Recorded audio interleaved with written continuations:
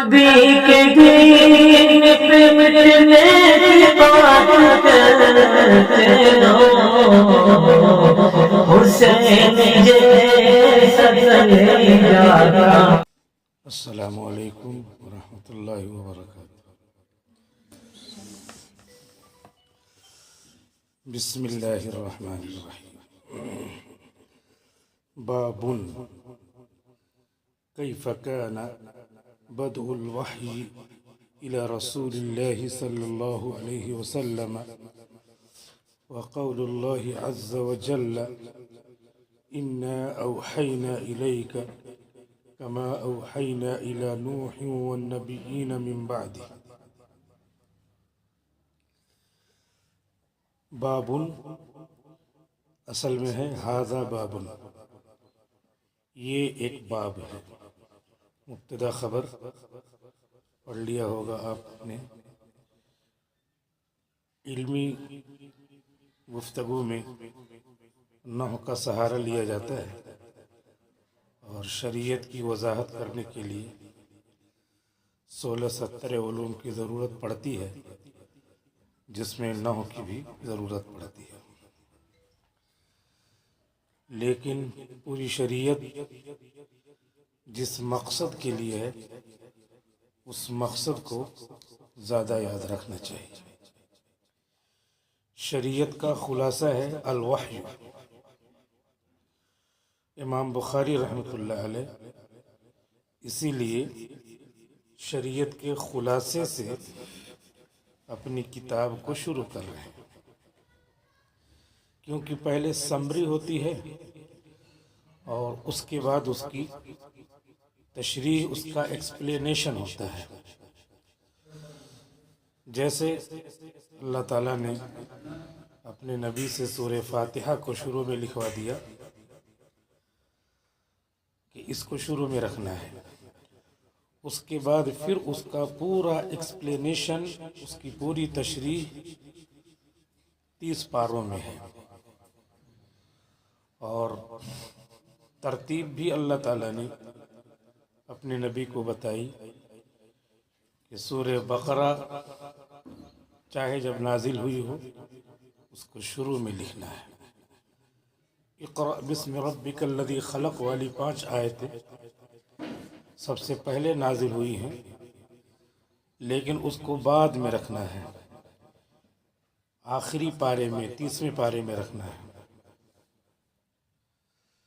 تو پورے قرآن کریم کا خلاصہ ہے سورہ فاتحہ، اور سورہ فاتحہ کا خلاصہ ہے بسم اللہ الرحمن الرحیم، اور بسم اللہ الرحمن الرحیم کا خلاصہ ہے با۔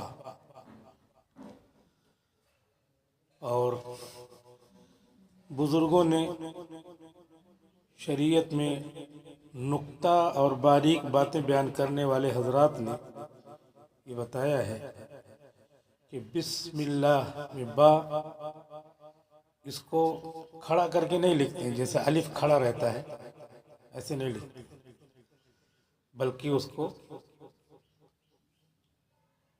پٹ لکھتے ہیں، یعنی لیٹا ہوا کہہ سکتے ہیں، پھیلا ہوا کہہ سکتے ہیں، اس طرح لکھتے ہیں۔ مطلب یہ ہے کہ انسان کو کھڑا ہوا، تکبر کرنے والا، اینٹھنے والا، بڑا بننے والا نہیں ہونا چاہیے، بلکہ اس کو متواضع رہنا چاہیے، جیسے با متواضع ہے۔ گویا کہ پورے شریعت کا جو خلاصہ وحی ہے، وحی کا خلاصہ ہے تواضع، جو با میں آ گئی ہے۔ اور تواضع کو دوسرے الفاظ میں کہتے ہیں تفویض۔ ہمارا جو دین ہے، اس دین کا خلاصہ ہے تفویض۔ تفویض تا فا واو یا ضاد۔ مولانا محمد قاسم نانوتوی رحمۃ اللہ علیہ فرماتے ہیں کہ اپنے آپ کو اللہ کے حوالے کر دینا یعنی تفویض ہی پورے دین میں مطلوب ہے۔ بہت ساری جگہوں پہ باتیں سمجھ میں نہیں آتی ہیں،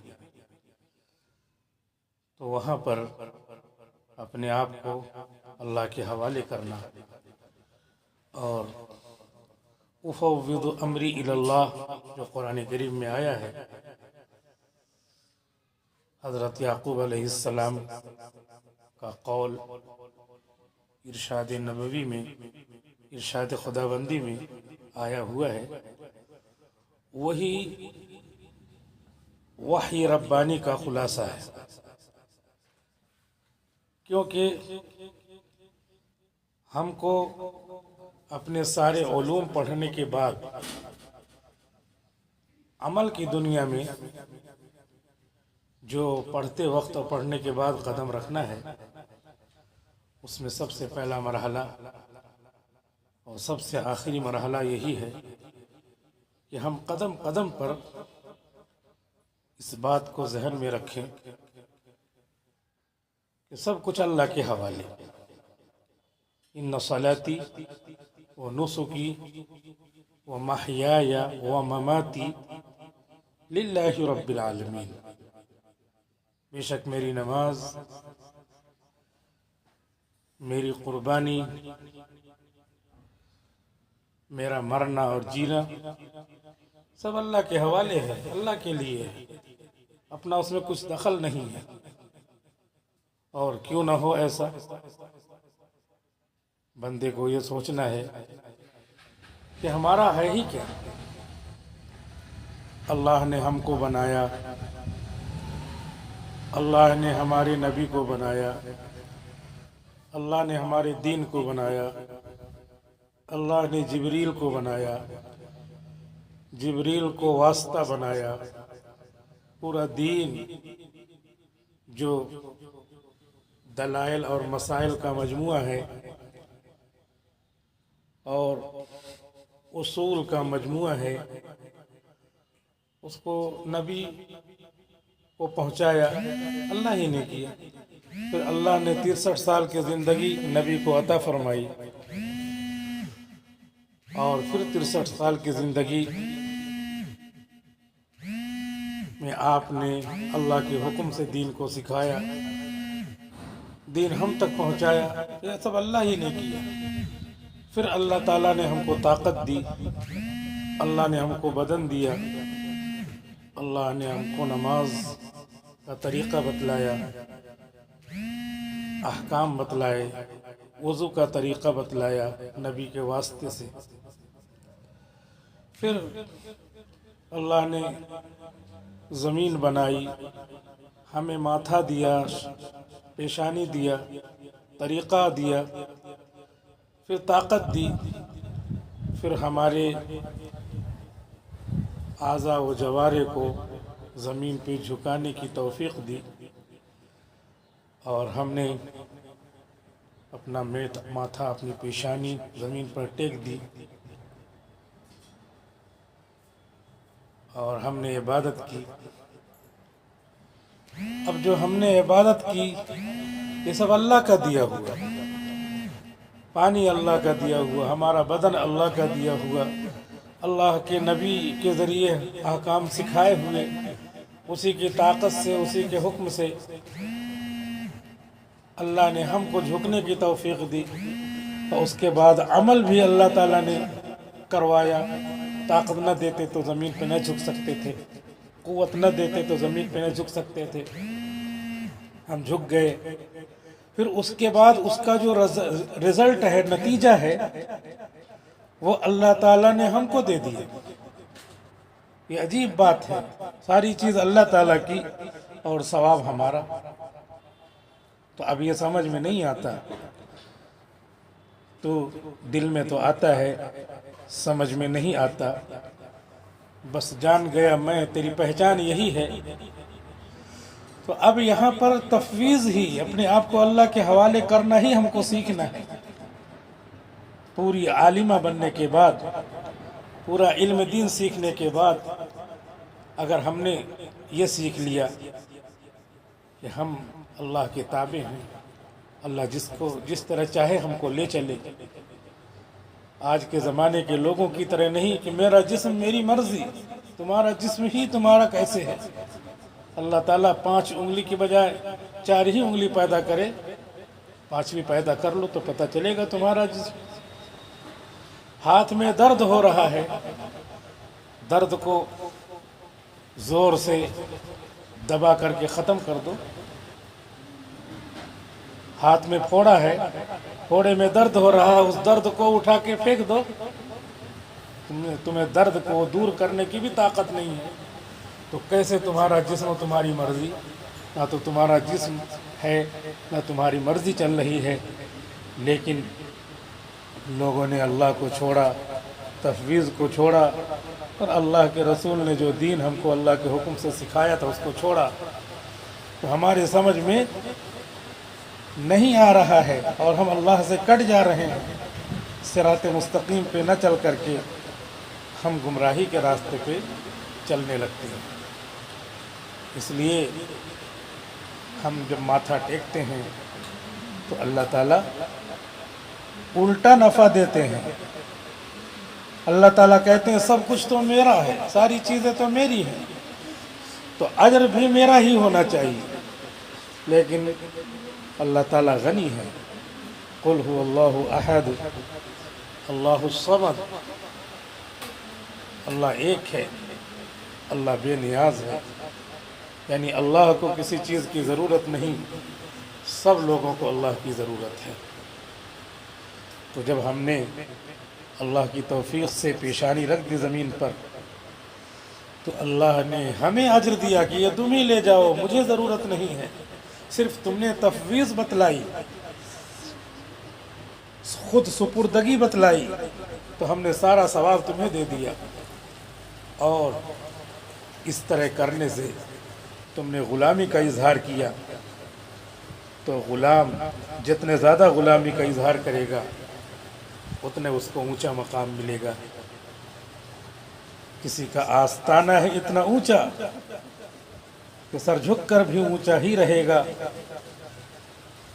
ہنسے جانے سے جب تک تم ڈرو گے زمانہ تم پہ ہنستا ہی رہے گا.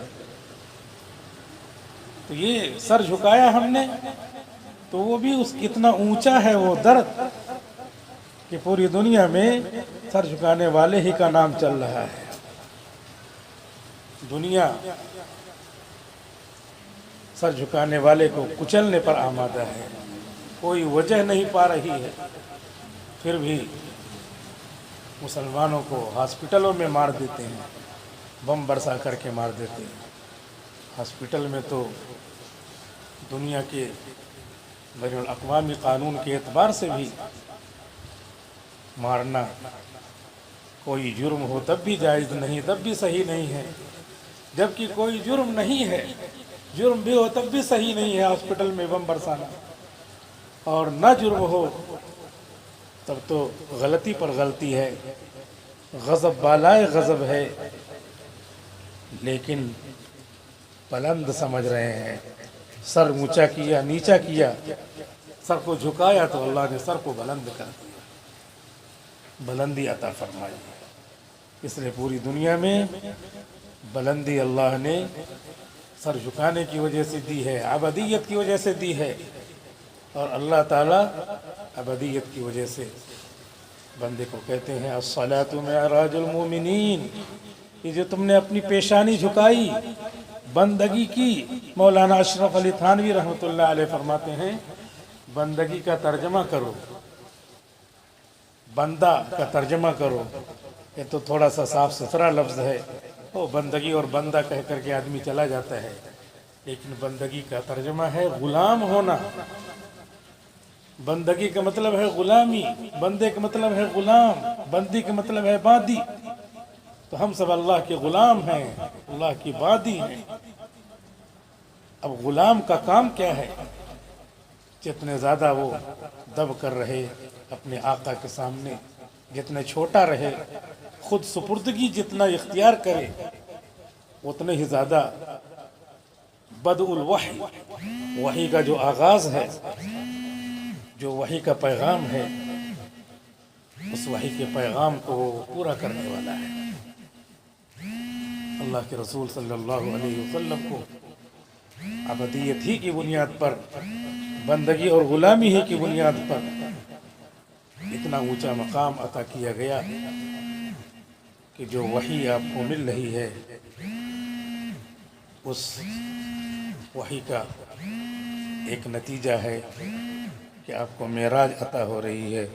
سبحان الذي اسرا بعبده ليلا من المسجد الحرام الى المسجد الاقصى الذي باركنا حوله لنريه من آیاتنا انه هو السمیع البصیر۔ عبد کا لفظ وہاں ذکر کیا جا رہا ہے، جس کا مطلب ہے کہ وحی کا اصلی پیغام جو تفویض ہے، بندگی ہے، چھوٹا بننا ہے، غلامی ہے، اور اپنے آپ کو اللہ کے حوالے کرنا ہے، اور نبی کو حکم ہے وَأُمِرْتُ أَنْ أُسْلِمَ، میں اپنے آپ کو سب سے پہلے لرب العالمین، رب العالمین کے سامنے سب سے پہلے میں اپنا سر جھکاؤں، سر نیاز جھکا دوں، سر تسلیم خم ہے جو مزاج یار میں آئے، اگر بخشے زہ قسمت نہ بخشے تو شکایت کیا۔ تو سر نیاز جھکانا، سر تسلیم خم کرنا اور اپنے آپ کو اللہ کے حوالے کر دینا، یہی بدء الوحی الی رسول اللہ، وحی کا جو آغاز ہے، اس کا انجام اور اس کا نتیجہ ہے کہ ہم اپنے آپ کو اللہ کے حوالے کریں۔ اور اللہ کے حوالے کرنے کے لیے سب سے پہلا کام ہم کو یہ کرنا پڑے گا کہ ہم ارادہ کریں۔ ارادہ کریں گے تو ارادے کے بعد، ارادے سے پہلے ہم کو شوق پیدا کرنا پڑے گا۔ شوق پیدا کرنے سے پہلے ہم کو معلومات حاصل کرنی پڑے گی۔ معلومات حاصل کرنے کے بعد شوق پیدا ہوتا ہے۔ شوق پیدا ہونے کے بعد ارادہ پیدا ہوتا ہے۔ ارادہ پیدا ہونے کے بعد طاقت آدمی کام میں لاتا ہے، اور طاقت کے بعد پھر اعضاء و جوارح کام کرنے لگتے ہیں۔ تو علم کا مرکز ہے اللہ تعالیٰ، اور اللہ تعالیٰ نے کہا فَاعْلَمْ أَنَّهُ لَا إِلَهَ إِلَّا اللَّهُ، لا الہ الا اللہ اور توحید کا علم رکھو، یعنی اللہ کو جانو۔ دسترخوان پر 4 5 10 قسم کے کھانے رکھے ہوئے ہیں، ایک کھانا بہت اچھا ہے، اس کی شکل ہم نے دیکھی ہی نہیں، کچھ جانتے ہی نہیں، سب کھانے کھا رہے ہیں، اس کی طرف ہاتھ نہیں بڑھ رہا ہے۔ کسی نے کہا کہ اس کی طرف ہاتھ بڑھاؤ، اس کو کھاؤ، آپ جانتے نہیں ہو، لگ رہا یہ کیا ہے؟ ہاں نہیں جانتے، کھائیے۔ ہاتھ بڑھایا، کھایا، بہت لذیذ۔ اب بار بار ہاتھ وہی بڑھ رہا ہے۔ مولانا قاسم نانوتوی رحمۃ اللہ علیہ فرماتے ہیں کہ علم نہیں تھا تو شوق نہیں تھا۔ جیسے یہ معلوم ہوا کہ اچھا یہ اتنا لذیذ کھانا ہے، علم آیا، اب شوق ہو رہا ہے، شوق کی وجہ سے ارادہ ہو رہا ہے، تو ارادے کی وجہ سے اب طاقت ہاتھ کی لگ رہی ہے، اور طاقت کے بعد ہاتھ اٹھ رہا ہے، اس کے بعد عمل وجود میں آ رہا ہے۔ یہ ترتیب حضرت مولانا قاسم نانوتوی رحمۃ اللہ علیہ دارالعلوم دیوبند کے بانی اپنی کتاب تقریر دل پذیر میں لکھے ہوئے ہیں کہ اسی ترتیب سے کام ہوتا ہے۔ علم ہوتا ہے جب، تب پھر شوق پیدا ہوتا ہے، شوق پیدا ہوتا ہے تو ارادہ آدمی کرتا ہے، ارادہ جب آدمی کرتا ہے تو طاقت لگاتا ہے، طاقت لگاتا ہے تو اپنے ہاتھ پیر استعمال کرتا ہے، پھر جا کر کے نتیجہ وجود میں آتا ہے۔ تو جب اللہ نے علم دے دیا تو علم کے بعد شوق پیدا ہوا، شوق کے بعد اب ارادہ کرنا ہے، ارادے کے بعد ہی اپنی طاقت لگے گی۔ تو اللہ نے جب بتا دیا کہ تمہیں نتیجہ علم دے دیا، معلوم ہو گیا ہمیں کہ اللہ ہی سب سے بڑے ہیں، اسی کے حوالے ہم کریں گے اپنے آپ کو، تو اللہ ہمیں دنیا میں بھی عزت دیں گے۔ نماز کے ذریعے معراج ہو جائے گی، نبی کی معراج آسمان پہ ہوئی، مومنوں کی معراج نماز ہے۔ تو ہمیں اللہ رب العزت نے جو علم وحی دیا ہے، تو اس وحی کے لیے ہمیں ارادہ کی ضرورت ہے، اور ارادے کو شوق کے بعد لاتے ہیں۔ شوق دلا دیا، اتنے سارے انبیاء کرام تشریف لائے، 1,24,000 قوم بیش انبیاء تشریف لائے، اور 315 رسول جن کو نئی کتاب نئی شریعت دی گئی وہ تشریف لائے۔ پھر آخر میں حضرت محمد مصطفیٰ صلی اللہ علیہ وسلم آئے، انہوں نے توحید کا علم دیا، شوق پیدا ہوا کہ وہ اکیلا کون ہے اللہ۔ تو اس شوق کے بعد ہم کو نیت کرنی ہے، ارادہ کرنا ہے۔ اور مولانا قاسم نانوتوی رحمۃ اللہ علیہ فرماتے ہیں کہ ارادہ ایک ایسی چادر ہے، ایک ایسی زمین ہے جو پورے دین پر محیط ہے، اور اسی ارادے اور نیت پر پورے دین کے احکام کے پھول کھلتے ہیں۔ ہم اگر نیت نہیں کریں گے تو نماز کا پھول نہیں کھلے گا، ہم اگر نیت نہیں کریں گے تو روزے کی عبادت ادا نہیں ہوگی، روزے کا پھول نہیں کھلے گا۔ نیت کے بغیر روزہ نہیں مانا جائے گا، نیت کے بغیر نماز نہیں مانی جائے گی۔ سورج نہیں نکلا ہے، عصر کا وقت ہے، بادل ہے، ہم نے مغرب سمجھا اور مغرب کی نماز پڑھ لیا، اور تھی عصر کی، یا یہ کہ ہم نے عصر کی نماز سمجھی اور تھی ظہر کی، سورج نہیں نکلا تھا، تو نماز نہیں ہوگی، اس لیے کہ نیت نہیں پائے گی۔ نیت فرض ہے، تمام عبادات مقصودہ میں نیت فرض ہے، اس لیے تمام احکام جتنے ہیں سب احکام نیت کی ایک چادر ہے۔ وضو کیا ہم نے، وضو بغیر نیت کے کیا تو ثواب نہیں ملے گا، اور نماز بغیر نیت کے پڑھی تو نماز ہوگی ہی نہیں، ثواب ہی نہیں ملے گا۔ روزہ رکھا، نیت نہیں کی تو روزے کا ثواب ہی نہیں ملے گا، روزہ ہوگا ہی نہیں۔ روزہ، نماز، یہ سب عبادات مقصودہ ہیں، حج عبادات مقصودہ ہیں، اور وضو ذریعہ ہے، عبادت غیر مقصودہ یعنی ذریعہ ہے۔ تو اس میں نیت نہیں کی تو وضو تو ہو جائے گا لیکن ثواب نہیں ملے گا۔ خلاصہ یہ ہے کہ ارادہ اور نیت یہ تمام اعمال کے لیے زمین ہے، چادر ہے۔ پورے دین کی چادر ایمان اور نیت کے ذریعے بچھا دو، اسی کا نام ہے آمنت باللہ و ملائکتہ و کتبہ و رسلہ والیوم الآخر والقدر خیرہ و شرہ من اللہ تعالی والبعث بعد الموت۔ اور اسی کو دوسرے لفظوں میں کہتے ہیں نیت۔ امام بخاری رحمۃ اللہ علیہ نے پورے دین کی زمین کو، پورے دین کی چادر کو، پورے دین کے اسنس کو، جڑ کو اپنی کتاب کا آغاز بنایا ہے۔ اس لیے انما الاعمال بالنیات والی حدیث کو ذکر فرما کر یہ بتایا ہے کہ تم پہلے دین کی چادر بچھاؤ، جب چادر بچھا دو گے، مٹی رہے گی تو اس پر بس پھول کھلانے ہیں، نماز کا پھول، روزے کا پھول، حج کا پھول، زکوٰۃ کا پھول، عبادات کا پھول، تلاوت کا پھول، تسبیحات کا پھول اس پہ کھلتا رہے گا۔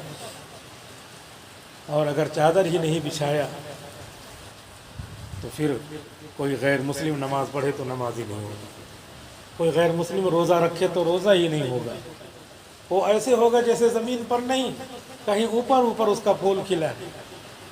جیسے بعض مرتبہ اوپر بلڈنگ کے اوپر کوئی درخت، کوئی چھوٹا سا پودا کھلا رہتا ہے تو وہ تو کہتے ہیں کہ ایسے پودا جو ہے پیدا ہو گیا ہے، اس کی کوئی حیثیت نہیں۔ اجتثت من فوق الارض ما لها من قرار، اس کے لیے کوئی قرار نہیں۔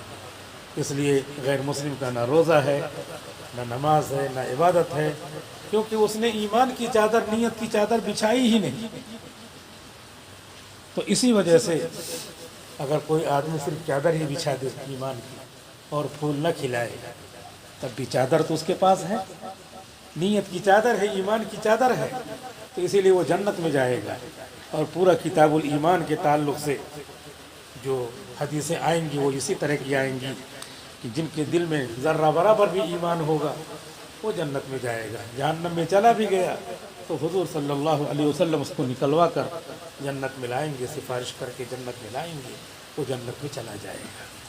اس لیے عمل سے زیادہ ضروری ایمان ہوا، نیت ہوئی۔ تو نیت کو ایک چادر کی طرح، ایک زمین کی طرح سمجھنا چاہیے اور اس پر پھول کھلاتے رہنا چاہیے، زندگی بھر اعمال کرتے رہیں۔ اور نیت صرف کر لیا، عمل نہیں کیا، تو حدیث آگے آ رہی ہے کہ ایک بندہ ہے نیک کام کا ارادہ کر لیتا ہے، نیت کر لیتا ہے تو اس کو 1 اجر ملے گا، اور جب وہ نیت جب عمل کے ساتھ وابستہ ہو جاتی ہے تو 10 اجر ملے گا۔ تو جتنے بھی اعمال ہیں دین کے ان کی نیتیں کر لے، شریعت کے جتنے اعمال ہیں، کروڑوں اربوں عمل ہیں، اس کی اس نے نیت کر لیا، گویا کی چادر بچھا دیا اس نے، تو کروڑ اعمال کی اس نے نیت کیا اور ابھی عمل نہیں کیا تو کروڑ تو ثواب ویسے ہی مل گیا۔ جب عمل کرے گا تو ہر عمل پہ 10 گنا بڑھتا چلا جائے گا، تو اس کا اجر اس کو ملتا جائے گا۔ لیکن اب یہ صرف نیت کیا اور عمل نہیں کیا، کروڑوں اعمال ہیں ان کی نیت کر لیا ہے، جب آئے گا موقع جب کرے گا تو ظاہر سی بات ہے ہر وقت چاہے آدمی اپنی نیت کو ریوائز کر کے کروڑوں اربوں ثواب حاصل کر سکتا ہے۔ اسی لیے حدیث شریف میں آتا ہے نیت المؤمن خیر من عملی، مومن کی نیت اس کے عمل سے بہتر ہے۔ اگر اس مثال کو نہیں سمجھا گیا تو یہ حدیث بھی سمجھنا مشکل ہے، اور اس مثال کو ذہن میں رکھے تو حدیث فوراً سمجھ میں آ جاتی ہے کہ ہاں ہم نے نیت کیا پورے دین کی تو ثواب مل گیا کروڑوں، ابھی عمل تو کیا ہی نہیں تو اس عمل سے تو بہتر ہے، جب کریں گے جب ثواب ملے گا۔ یہاں تو نیت کر لیا ہم نے کروڑوں اعمال کی تو یہ نیت ثواب دے رہی ہے۔ اس وجہ سے امام بخاری رحمۃ اللہ علیہ نے انما الاعمال بالنیات کی حدیث لا کر کے ہم سب کو پورے دین پر جمنے، عقیدے کے ساتھ اور عمل کے ساتھ رہنے اور استقامت کے ساتھ زندگی گزارنے اور دین کا خلاصہ ہمارے ذہن میں بیٹھانے اور ہم کو اپنے آپ کو خدا کے حوالے کرنے کی ترغیب دی ہے۔ اس طریقے سے ہم دنیا میں بھی سرخرو رہیں گے اور آخرت میں بھی سرخرو رہیں گے۔ اللہ رب العزت سے دعا ہے کہ اللہ رب العزت ہم سب کو اپنے دین کے لیے قبول فرمائے، اور آپ حضرات کا جو سب سے بڑا کام ہے وہ بات تو ہماری ختم ہو گئی، لیکن یہ بھی ایک بہت اہم بات ہے، وہ یہ ہے کہ جو خواتین ہیں، بچیاں ہیں، ہماری مائیں اور بہنیں ہیں، ان تک آپ پیغام پہنچائیں گے۔ تو حدیث شریف میں آتا ہے الدال علی الخیر کفاعل، کہ نیک کام کی رہنمائی کرنے والا ایسا ہے جیسے خود نیک کام کیا۔ آپ حضرات ہیں، آپ حضرات سے خاندان بسے گا، خاندان آپ ہی سے نکلے گا، دنیا میں پھیلے گا۔ امام بخاری بغیر کسی ماں کے نہیں وجود میں آئے، امام بخاری کی بخاری ہم پڑھ رہے ہیں، امام بخاری تو قبر میں ہے، اور امام بخاری کی کتاب پڑھی جا رہی ہے، اور پوری دنیا میں کہہ سکتے ہیں، اور نہیں تو ہندوستان، پاکستان، بنگلہ دیش تو ہے ہی جہاں پہ بخاری پڑھے بغیر کوئی عالم نہیں بنتا۔ ہر سال ہزاروں لاکھوں کی تعداد میں امام بخاری کی کتاب پڑھ کر کے عالمہ اور عالم تیار ہوتے ہیں۔ تو یہ سب جتنے بھی کام کر رہے ہیں، جتنا بھی نیک کام کر رہے ہیں، فرشتے ان کی لسٹ میں موجود ہے، کندھے پہ جو بیٹھے ہوئے ہیں، تیار ہیں، وہ سارا ثواب امام بخاری کی ماں کو ملتا ہے، کیونکہ امام بخاری ایسے نہیں آسمان سے اتر آئے، جتنے بھی دنیا میں ہیں سب کا ذریعہ یہ مائیں بہنیں، یہ ہماری بیٹیاں بچیاں ہیں، وہی ذریعہ ہے۔ تو اب کتنی بڑی فضیلت کی بات ہے کہ پوری دنیا کے علماء کا ثواب ایک بچی، ایک ماں کے نام عمل میں جمع ہو رہا ہے۔